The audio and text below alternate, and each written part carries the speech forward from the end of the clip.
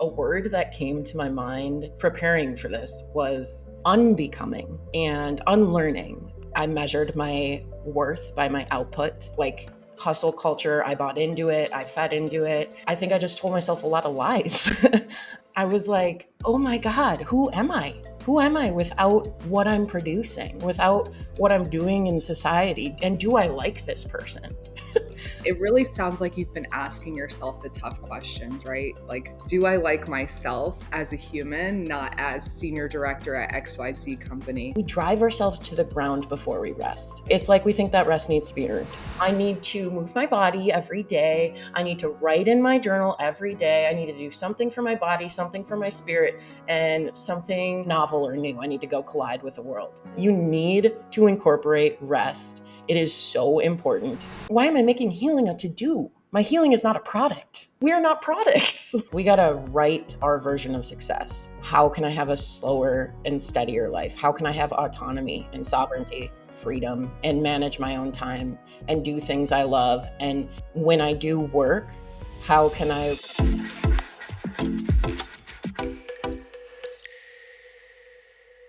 Welcome to Becoming You, Morgan Short. It is so great to have you on the show with me today. Thank you, Katrina. I'm so excited to be here. Yeah, it's such a pleasure to just get to know you a little bit better and have the audience get to know you along with me. That was something that I really enjoyed about podcasting in the early days of showing people how easy it is to network and meet people from scratch. And you and I are a great example of that this time around. So happy to have you here, as I just said. And I'll just turn it over to you to kind of give us a little bit of background and some of the stuff that you've been going through lately. And that's essentially how I discovered you on LinkedIn, just your raw, authentic self, sharing your story. And we need to see more of that. So thank you for your example. Thank you, Katrina. Seriously. And it was seriously such a pleasure for you to reach out and in learning about becoming you. I was stoked about the topic because I think we all need to be a little bit more ourselves, be authentically us. And interestingly, a word that came to my mind in preparing for this was unbecoming, um, and unlearning. I think those are large themes in my personal story. So to give a little bit of background, where I come from, who I was, I'm a lot like a lot of people, well, a lot of your audience probably. Um, I measured my worth by my output. I was a very high achiever in the corporate space, climbed the ladder to senior director in B2B SaaS, of content marketing. And truly just like measured my worth by my output, like hustle culture. I bought into it, I fed into it, and I think I just told myself a lot of lies. And my recent story kind of derails all of that in a good way. um, I think I was getting a lot of whispers about moving outside of the corporate world and going on my own. For about 2 years, the last 2 years, I was like, I think I can do this on my own. I think I can be a content marketer on my own. I think I can have clients, blah, blah, blah. So I started doing that on the side. And I was burning the candle at both ends. Like I was hustling in my 9 to 5, and then I was working nights, trying to get clients, doing like trying to build this this solo structure as well. And I broke down. My body broke down. In November of 2024, I ended up in the ER for these like crazy, like massive thunderclap headaches. And sorry, like little emotional talking about it, but uh, yeah, I ended up in the ER, and I had like super high blood pressure, and suddenly that like unraveled this whole medical journey of what the heck is going on with me. And after doing a lot of labs and a lot of imaging, I ended up that I was diagnosed with a rare neuroendocrine tumor. So it's a tumor that really messes with your hormones and can cause like these hypertensive crisis blood pressure numbers. And so that I got the diagnosis at the end of May. And then in June, I took medical leave. And it was the first time in probably my entire life that I paused. I was so career oriented, like that was my identity. What I did was who I was. And honestly, like the pause and stripping that back, I was left with like, what do I like the person that I am without my work? And it was like I said, it was like this unbecoming. I was like, oh my God, who am I? Who am I without what I'm producing, without what I'm doing in society? And do I like this person? Um, so that's kind of the story, and I think possibly kind of why you reached out, and how we how we met, because I've been sharing that a little bit on LinkedIn, um, and yeah, that's where Thank I'm coming you. from. Yeah, thank you for that background and what a journey. And I know you've boiled it down to basically three sentences. So I'm sure like you could double click on any of those areas and just have a whole mess of lessons that you learned through it, I'm sure. It really sounds like you've been asking yourself the tough questions, right? Like, do I like myself as a human, not as senior director at XYZ company? And even when you're describing just your corporate journey alone, I think about all of the leaders that I've been surrounded by and looked up to, senior directors, VPs, SVPs. It's interesting. I've seen them either maybe like on the cusp of taking a break from 25 years in the industry before they do their next thing to go have back surgery or do something that's like been held off for seemingly a long time, right? And most of them don't even take time during their current chapter to make those appointments. They'll just use it during that break, almost like a gap year between college and medical school or whatever it is, you know. And I just find that really fascinating. And I'm also curious too, because the way you're speaking now is so down to earth and rooted in your humanness. But I'm sure as a senior director and to get to that level, and forgive me if this is offensive, but I'm sure you had to drink a lot of Kool-Aid and then also pour the Kool-Aid, right? As someone who was eager to be at that pouring station, like, give me some Kool-Aid back in the day, like, what was that like for you, you know? Yeah, I mean, I was somebody who wanted the gold star. I was gonna I was gonna give them everything I had. I was gonna give them everything I had because I wanted that gold star, and I did drink the Kool-Aid for 10 years, 10 plus years. I was like, this is it. This is what success looks like. Success looks like a higher salary. Success looks like a promotion. Success looks like getting my way to the top, CEO, C suite. Like, that's what I'm going to do. And I, dude, just so many like lies that I told myself. And I think the biggest one, honestly, was, and I think this happens to what you were saying with SVPs and C suite. We we drive ourselves to the ground before we rest. It's like we think that rest needs to be earned, like love needs to be earned. It doesn't. It doesn't. You need to incorporate rest. It is so important. I slept for 10 hours a day on medical leave. And it took me 8 weeks. So I had 12 weeks of medical leave. And that, if there is anything I am grateful for in the corporate world, it is that I was able to do that. Because if I would have been on my own then, I wouldn't have had an income coming in.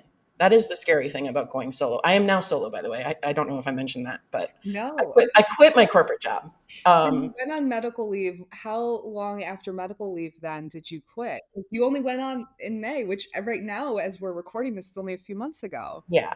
Yeah. So the timeline is I left in June for medical leave. I was senior director and I was out for 12 weeks. They gave me 12 weeks paid, which so blessed to have that.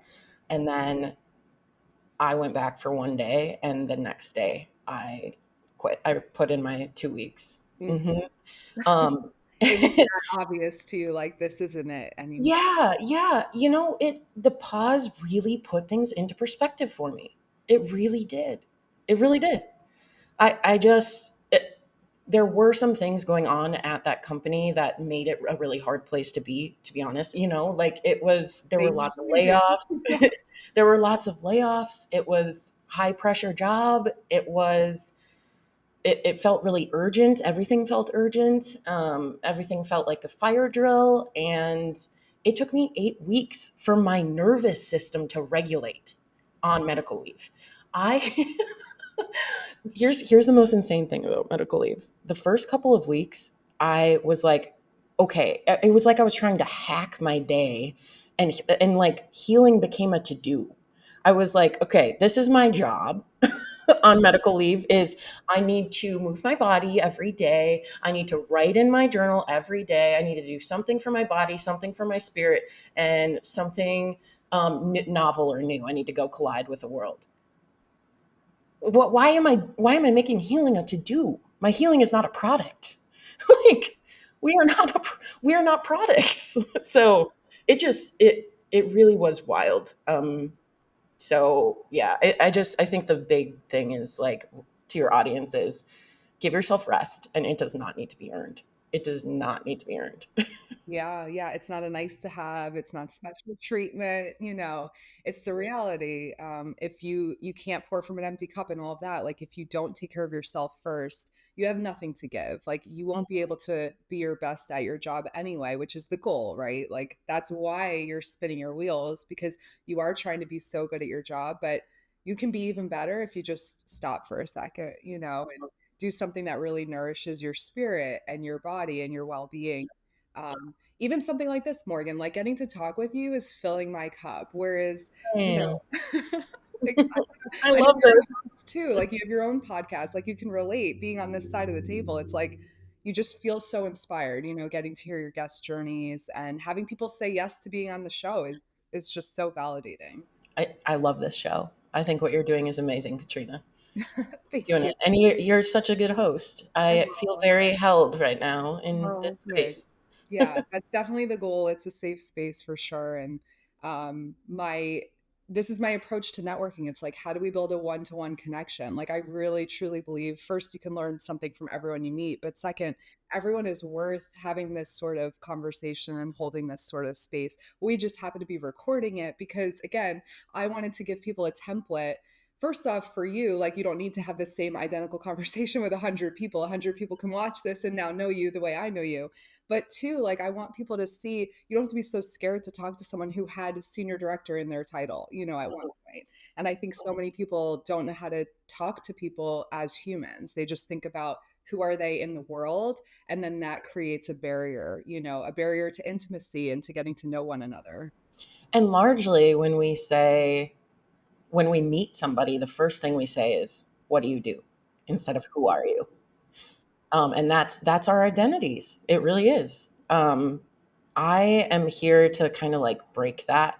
I don't believe in it. I am disillusioned. I we need to have more conversations where it's like, oh, I could be talking to a CEO and I could be, bussing tables, and I'm just as worthy. I'm just as worthy as the CEO in front of me. We're just humans. Yes, yes. We literally can't do anything on our own anyway. And every person's role, or our place in life impacts everyone else's. So you can't have, like, for instance, you can't have a meal out at a restaurant if you don't have a server, So you can't be looking down on a server Well, like they're no good. Like you would never get your food, if that was the unless the robots take over, case. True. which who wants that world? Not me. Yeah. I don't want microwaved food. I want a human cooking it. Right. Yeah. No, I love that. So if you're in this new space of actively breaking this cycle of answering the who are you, what do you do question, how do you navigate those conversations now?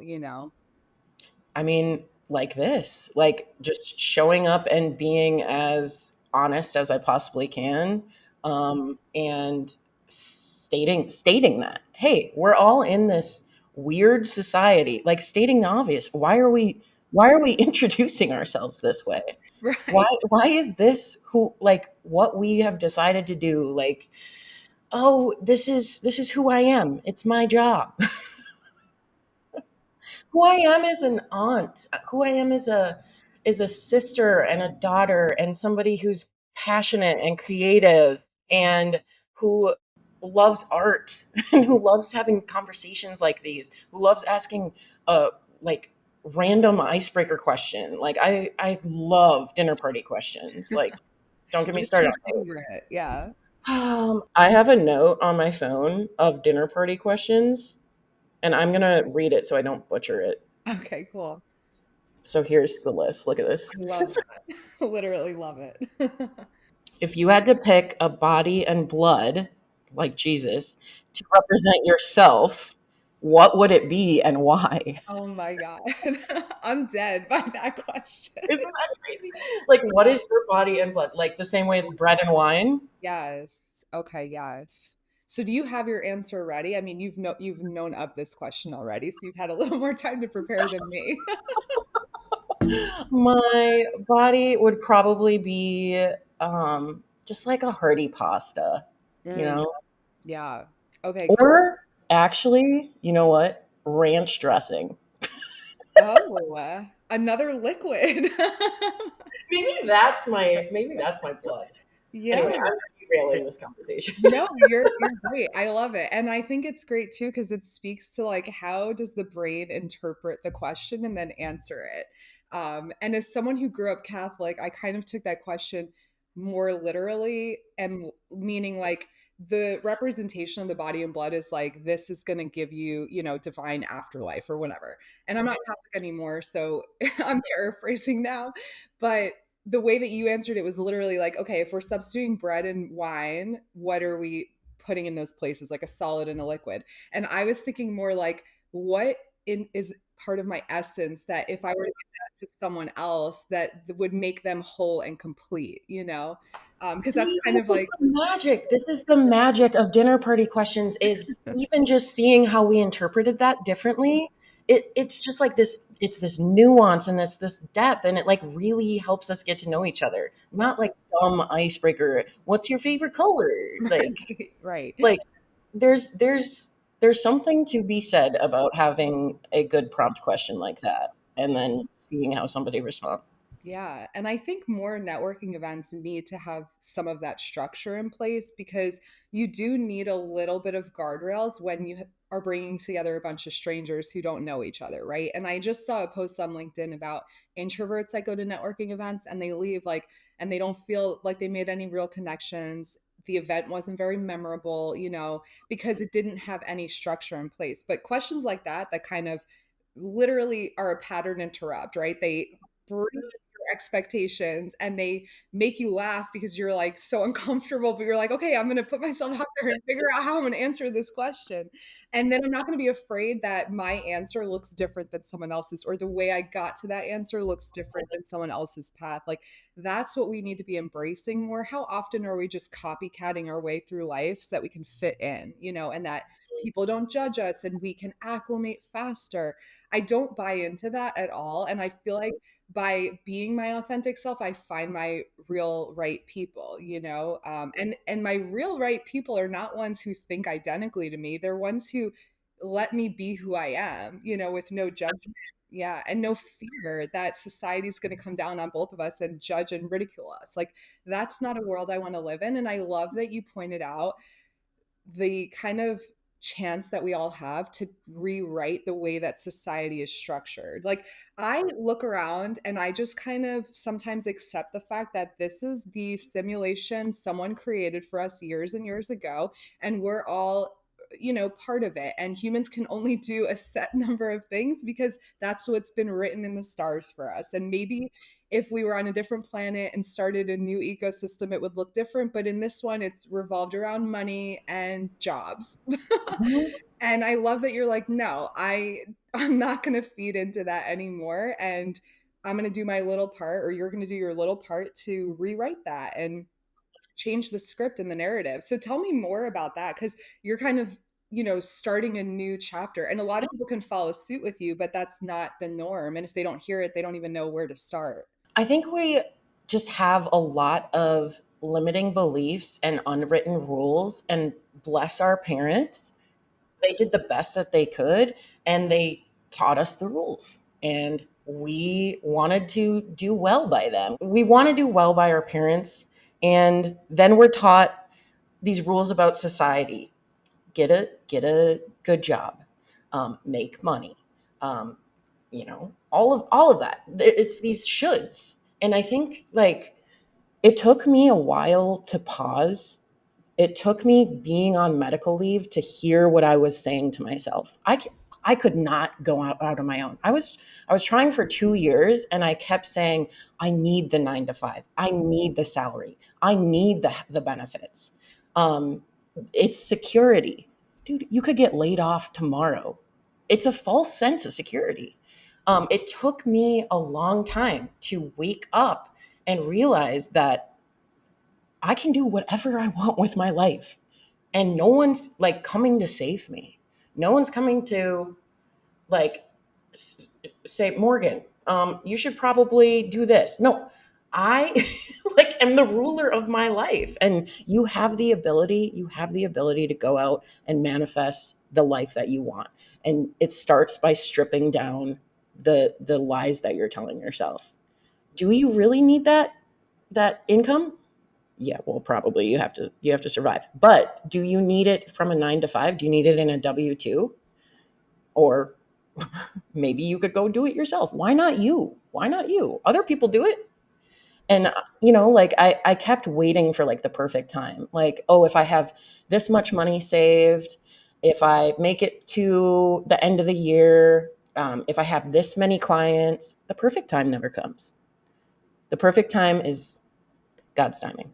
I'm spiritual too. I was raised Catholic like you, Christian now, um, but yeah, I mean, it was divine timing for me, honestly. Like the 2 years that I spent prepping for going solo, I was burning the candle at both ends, and finally, medical leave showed me it lifted the veil. You know what I mean? It lifted the veil. So what I would say to somebody who's thinking about leaving is give yourself the space to learn who you are beyond like your career. And it's not for everyone. Going solo is not for everyone. I'm 2 weeks in, like fully. And I quit my job after having a giant health scare, and I need health insurance. What am I going to do about health insurance? Great question. I'm going to go through Minsure. I'm in Minnesota, so we have a pretty good marketplace. But for the rest of the year, at least, I'm going to take advantage of the Cobra law, which, if your listeners aren't familiar, it's basically just a law that you can keep your health coverage, but you have to pay the total premium, and the premium is super expensive. Super expensive. So that is scary. Yeah, it is scary. But guess what? I'm going to figure it out because I Mhm. always do. I always Yeah. do. You know? I love that you said you always do, because how many times do we get in these situations? And it doesn't have to be work related, it could be personal, whatever, but we feel like, how am I going to get through this? And we panic and we ask everyone and their mother for advice. But the truth is, you're the one that gets through the situations. And all you have to do is look behind you and look at everything you've overcome in your life. And you have the proof right there that you've gotten through everything. You've figured it all out, you know? Yes. Yeah. So You trust. have you said something so true there, which is we go to external sources to validate what we should do. We ask our parents, we ask our friends, we look to society. You have the wisdom within you. You just got to get quiet. Get quiet. Go for a walk. Go for a Go for a walk. walk with no media. Listen to your inner wisdom because it's there. And you are the one you're waiting for. You really are. Oh my God, I'm getting chills. That is literally so true. We're always waiting for someone, right? In childhood, especially if you're born female, you're waiting for your Prince Charming and you're just going through the motions of life until he arrives. That is something that's so hard to shake, and it's almost fundamental to the patriarchy and the way that women are conditioned, you know? And then, I'm 35 now. Um, And a lot of women, you go through your 20s and you think, okay, if it doesn't happen in my 20s, it's never happening. So then you kind of pivot and shift your focus to something else. And you're like, okay, well, who am I without the husband, the partner, right? Who am I without the perfect career? Because now you can't just marry for love or money or to be a mom. Like you have to, figure out who you are without all these different things to define you. And fill in the blank, we're always trying to be defined by something else other than figuring out who we were meant to be and what is our purpose, and even just like defining our purpose. You don't need to think that it's been predetermined. You could believe that you have the autonomy to create your own purpose, but I think too many people are scared and they don't want to define themselves. They want someone else to define it for them. Like, Yes. please, W2, give me a job and tell me my description so I can be perfect at that, you know? Yeah, I mean, I think most of us are just trying to live up to those expectations and those roles and identities that were handed to us. And it takes it takes a lot of work to unravel that all. I think in our 20s, we did a lot of that, like, I'm going to be perfect. I'm going to get the gold star. I'm going to climb the ladder. I'm going to do all these great things. And at least for me in my 30s, it's literally unlearning all of that. It's like, I get to be the master of my life. What? That's a crazy thought. I Right. can do whatever I want with my life? No Yeah. way. Yeah. Says who? There is always a choice. Yeah. There's always a choice. You can stay in the bad job. You can stay in the job you hate. You can stay working for the boss that you despise, that's micromanaging you. You can stay you can work for a CEO that you don't um, aren't aligned with your values. Mhm. That's a choice. That's a Yeah. choice you're making. You Yeah. always have a choice. You always have a choice. Yeah, very, very powerful and very transferable. A lot of people even stay in, unhealthy romantic relationships Oh my because gosh, yes. they don't feel like they have the choice. So even if Mhm. they were a light, bright person at the beginning of the relationship, and then all of a sudden it turned into this like controlling dynamic, and then that light kind of gets extinguished along the way, you do go into that limiting mindset that you mentioned where you just feel like this is it. I can't get anyone better, anyone different. And what really it comes down to is you're not willing to bet on yourself. Like you're afraid to figure it out alone. There's no guarantee that you're going to have a relationship, that you're going to have a job, that you're not going to, the only guarantee is that you are with yourself from birth to death. Like that's your That guarantee. is it. You need to be your own best friend. You need to figure it out. And it's scary, and we're allegedly built for community. We're meant to be in communion. However, like we live in this individualistic society, which has programmed us to figure it out and be, hyper independent, but you also want to be accepted by society. It's like the hardest line to walk. And although it's a choice to stay in these situations, I totally get why people feel stuck in them. They feel like, what is the real choice? It's like either I have someone and I have the status because I have the job and I have the partner, or I say no to those things because they're not good for me, but then I lose my status in society. Yeah. Yeah. I mean, we gotta write our version of success because mine has certainly shifted over time. You know what it was before. We've talked about it already, but now it's, how can I have a slower and steadier life? How can I have autonomy and sovereignty? How can I have freedom, and manage my own time and do things I love? And when I do work, how can I work with people that I'm aligned with good people, and do good work? And that's my version of success now, not the other stuff. I don't care about the title anymore. I don't care. I need an income, obviously. Like we have to, that's just how our society is. You have to make money to have stuff. Also, there's a lot of relationship with money stuff that comes up. That came up for me, that I had to do some, like, do I really need all this stuff? Do I really need all this stuff behind me? I mean, I love the shelves, but like, And the book. I was right. drawn to the books right away. My favorite one. Do you want to know my favorite book Yes. I've ever read? And actually, I think this is going to be applicable. I don't shut up about this book. And it's more of a book that you do than a book that you read. It's called The Artist's Way by Julia Cameron. Have you read it before? No. It is a spiritual path to higher creativity, and it is delightful. It changed my life 3 times because I've done it 3 times. That's awesome. I've done it Is with it kind of like groups, a workbooky book? kind of. I feel like I may have it. I have Julia, my own library off to the side that you can't see right now, but I'm obsessed with books and I've yeah. read a third of them. So So you're a creative person. I highly recommend this book.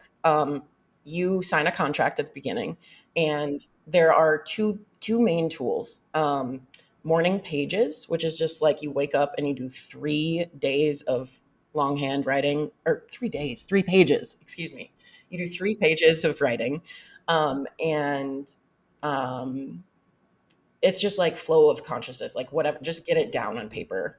Um, so morning pages is the first tool. Oh my God. Okay. So I have this rule. Is this the first time you've ever heard Artist Way, or have you heard no, it? look. So You started. I picked this up at a garage sale years ago with a friend of mine. I am on page 4. I folded it and Katrina.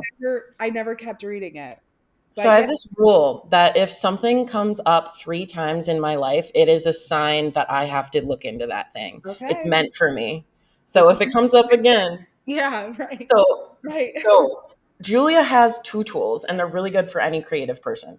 The first is morning pages, long form consciousness, just get it down on the page. And the second is artist dates. So you go out, you collide with the world, you take yourself on the date, and you're just meant to like go get inspired. And then she has like weekly reading and weekly different subjects for like the creative person. And it changed my life. After the first time that I read it, I published a poetry book Oh because my I, gosh. yeah, That's yeah. awesome. So thank you, Julia Cameron. Anyway, this is not Literally. an ad for Julia Cameron. No, but I love this is serendipity. And this is what is so beautiful about finding your people. Like you just network and you literally I keep saying network because that's the word I love, but I know people are so like they have a, negative connotation with it, but I really think okay, let's put a new word. You meet someone new. I guess I'll just spell out what networking is. You meet someone new and then you just talk and you ask questions until you discover that common ground, and then you find the serendipity along the way. Yes. I used to be like I had a physical reaction to the word networking. Like I felt so disingenuous, especially in like my early 20s. Like everyone tells you go network and I'm like Right. I Get don't your want elevator pitch to. down, which Like, is no, I I don't want to do that networking. I don't want to do forced fun happy hours. oh Ew. yeah. I hate small talk. I used to at least. Now I realize that like small talk can lead to really cool human interactions. And networking isn't as scary as I used to think. And it's not what I thought, It's Yeah. not. Good. I'm so proud of you, and I hope people really take what you're saying to heart because it's not scary, it's beautiful, and you don't need to do it just when you're looking for a job because that makes it so transactional and so icky, and that's the cringe that everyone associates with networking, but that's not what it is. Your network is your community and it's your net worth, and you need to cultivate it and nourish it and remind people when you're thinking about them, and that's how you plant those seeds along the way. Um, but yeah, I don't know. Awesome, Morgan. I think you're great. Oh, thank you, Katrina. I Yeah. think you're great too. Oh, thank Isn't you. this so great? Yeah. No, it is. So tell me more about like where you're at now. And I just want to recap some of what you were saying. So give me a second to collect my thoughts. But okay, so you basically go on medical leave, you leave your job when you go back, then you bet on yourself, you figure out, your health insurance, which in America is so tricky. I'm in a new role right now, but by the time this airs, hopefully I'll be, further along the road. But there's also like a waiting period with new jobs where you don't have health insurance, and you're kind of like literally holding your breath till you hit that mark when you can go back to seeing a doctor, finding a therapist, like getting on your right meds, like all the different things that just let you exist at your best self and keep moving that personal momentum forward, right? Of taking care of yourself. So that's like one thing that could definitely go in some direction, which I'm not like a specialized healthcare person, so I don't really want to have that conversation, but it's like a whole thing. Um, okay, so then you were saying, and sorry, I'm a little scattered because there's so many things that you touched on that I wanted to talk about, and now I'm like, how do I pull it together? But okay, let me. Sorry, this is like killing me right now because I had it like, oh, okay, okay. Thank you. Thank you. No, it's God. Okay. So you were talking about essentially, and this is what I first saw about you on LinkedIn, I think was this phrase of climbing off of the ladder. And anyone that's been in corporate America is very familiar with that term of, climbing the ladder. But how do you climb down from the ladder? And when you were talking about that transition from working, I think it was 12 years, and then going on medical leave, even your time at home when you were trying to take care of yourself was programmed to make it productive, even though you're not a product. And it's like, okay, how do we turn that part of our, or that way of thinking off? And now you want to do something different for yourself and go into business for yourself, but you don't want to just recreate the environment you just came from. So, how do you kind of make that shift? What does that look like for you? I'm going slow and steady. And like I said at the beginning of this show, it's unbecoming. Like it took me a long time to unwire this, like, oh, I'm not a product. My worth isn't tied up in my output. And I'm really taking my time these couple of weeks. Transparently, I have a little bit of money saved, enough for a couple of months. So if I don't get paid right away, I will be okay. So it's not this like feast and famine thing yet. I know that that's a big thing for solos. But the energy that I'm coming from is just such a different place than where I was before. And climbing off the corporate ladder for me, it was just a complete unlearning. It was a little bit of like a bet on myself. Screw it. Screw it. I became disillusioned. I woke up to some of the crazy stuff that happens in corporate America. Even like one of the things that always bugs me is like the war language we use, like, oh, boots on the ground, oh, like this battle card for our competitors. You know what I mean? Like war Yeah, language. Like, tactical dude, execution, like all the yes, things. yes, all of it. All of it. It's corporate America, and America is very military based, you know? So, anyway, that's a tangent that I won't go too far on, but um so I'll bring up another book. It's called Hope for the Flowers, and my best friend gifted it to me at the beginning of this year because she knew this was before the medical stuff. She knew I was thinking about going solo. If I was going to work that hard for somebody else, why not work that hard for myself? She signed the cover, Remember You Were Meant to Fly. And the book is about this caterpillar named Stripe. And Stripe is climbing this tower of other caterpillars, and they don't know what's at the top. They're like, why are we doing this? Why are we climbing? I don't know, but whatever's at the top is definitely going to be worth it.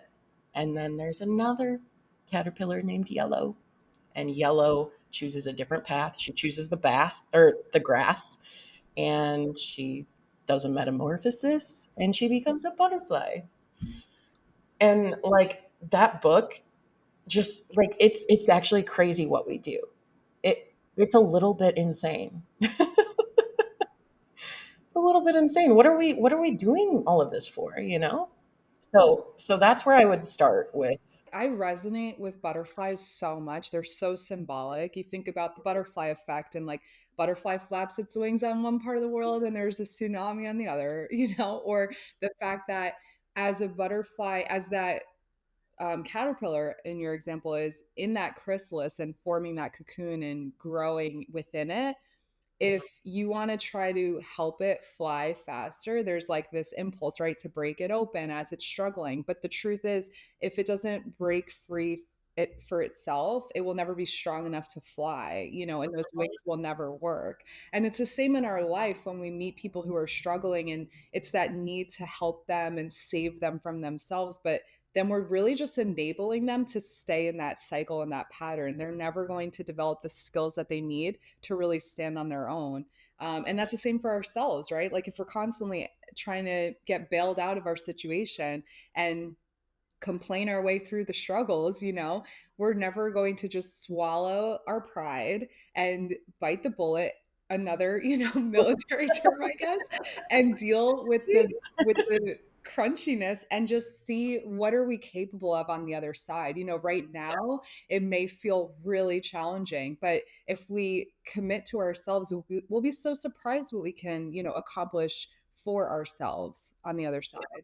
I want to go here really quick because I feel like I have a little bit more to say to where I'm at now. And I got into marketing because I thought it was a creative way to apply my skills. And it felt good to bring my creativity to a workplace. And something that, of course, is happening now is AI. And that has been a really hard and beautiful thing for me personally because I kind of grieve a little bit of the craft that is lost. And in companies, everything is like faster, more efficient. Like that's what it's about. And so CEOs want us to use AI, and I use AI every day at this point. It it can do wonderful things for your creativity by being like a brainstorm buddy or helping you write a draft faster. But I just there's such a trade-off. There's such a trade-off in what am I losing when I go use this AI? Um, what corners am I cutting? I think about the younger generation of marketers that are coming up and like how are they going to learn the foundations? They're just going to use AI. And I don't know. There's lots of we don't have to go there either, but part of the reason why the job started feeling bad for me was because that it was all AI. It was all about faster, better. If I have to hear do more with less, ever like I will lose it. Can you imagine telling your friend who's burned out, "Oh, just do more with less sleep." Or your child who like needs help in school, "Oh, just do more with less support." Like that's an insane thing to say. Um, so that is part of why I really wanted to go out on my own as well because the job changed for me. It became about that, and I love the aha moments. I love the craft of writing. And I love the creativity and the connection. And I am building my business around that, around helping people see who they are through like discovery and conversations like this. And then helping them feel confident in telling their real, true, authentic story. So I'm doing that. That's kind of where I'm taking the business. I do have a couple of tech clients still where I'm doing a little bit of content strategy. That's to support myself income wise, but not necessarily where I'm going to take my business directionally going forward. Like I have a vision that it's about holding space for people and then helping them feel confident in who they are and telling their story. And then something really magical happens when you show up authentically.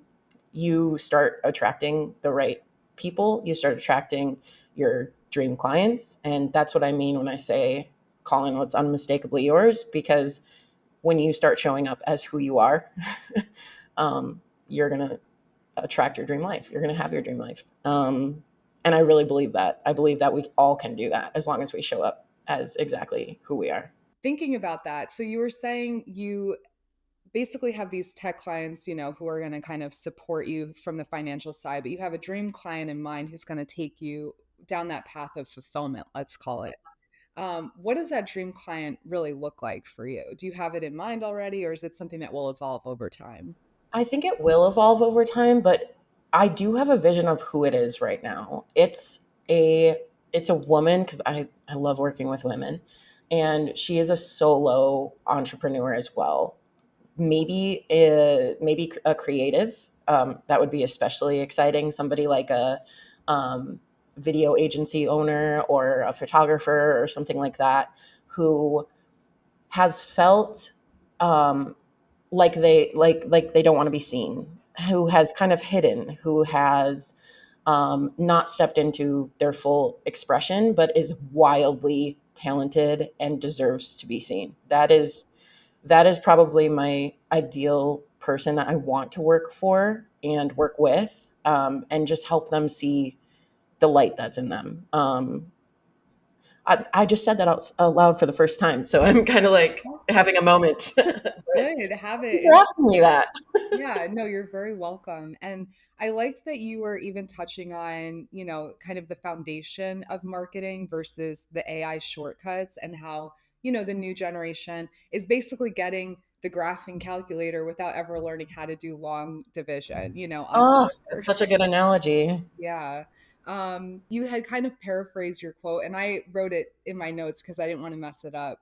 But you said, see yourself clearly, tell your story confidently, and call in what's unmistakably yours. And I love that that's your new mantra, and I love that you're putting that out in the world. I want to internalize it for myself. I want so many other people to really find their voice like you're describing, and feel empowered to do that. And this is what I was wanting to ask you, and kind of tying back to like your old role as a senior director, um and the new audience maybe that is listening to this. Not everyone is made to be that entrepreneur, right? A lot of us are going to stay in the W2 world of either being individual contributors or middle managers, and we still want to do as you're saying. We want to find our voice, we want to be creative, we want these outlets, but we want to keep our job. We don't want our boss being intimidated by us, or our employer coming for us and thinking that, we're not focused on the work.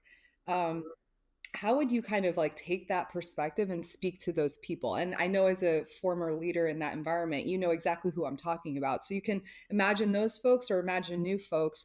But I'm just curious, what would you tell the people who are really trying to do what you're saying and have this creative outlet and, make their personal brand, find their voice, but also keep their day job and pay their bills?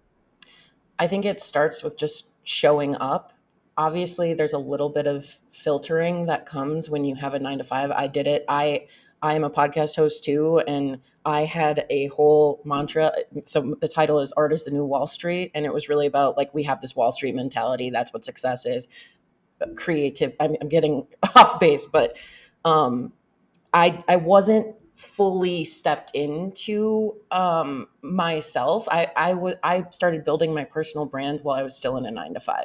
I wasn't saying everything I'm saying now, but I was starting to get a feel for what it meant to show up for myself and share my story. And anyone can start. Anyone can do that. Even if you're in a 9 to 5, you can start sharing whatever you like to talk about. I mean, social media is huge. You get out there.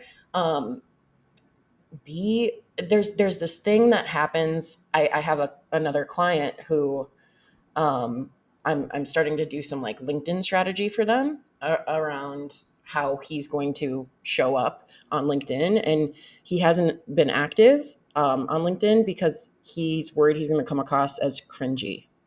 And I think everybody feels that. Like, friggin' Elon Musk, what did he tweeted something about LinkedIn, that I don't know, that like people who post on there are cringy or something like that. But if that's what Elon Musk thinks, then I would love to be cringy because Right. I don't care what he thinks. That is my thought exactly. Don't come for me. I'm like, wait, why do we care what he's saying?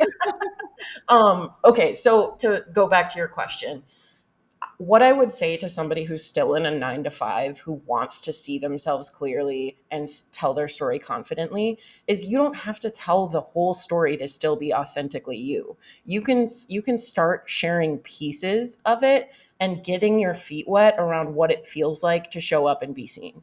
Um, Jumping on a podcast, starting just sharing anywhere on social media. Um, Speaking engagements. I mean, even just going to networking events and practicing what it feels like to like fully be seen. And maybe I'm going back and forth on this because I'm saying it out loud right now for the first time again. But like, I get the feeling of maybe feeling a little bit disingenuous because you feel like you don't want to lose your job, and then you're like, oh, like I don't feel like I'm telling my whole story because I can't, because I have to filter myself. I get that feeling. I really do. I've been there. It kind of just is what it is. But there are ways to start building a story while still existing in that container, Mhm. you know? Yeah. I like that you That said was a ramble. no, it I was don't know. good. I followed it, so hopefully anyone who cares could follow it, I'm sure, but I love that you said the part about getting your feet wet. That's the sort of, like, soundbite I think I've been missing when I try to answer that question for people because I'm alongside them, like, I'm their peer more or less, and they're like, "How are you doing that?" And I'm like, "I don't know, I just do it," you know? But from your vantage point, like, you can see the value in it, but you also understand the politics, you know, and towing the line and knowing how to really make it effective without ostracizing and alienating people, you know, or yourself.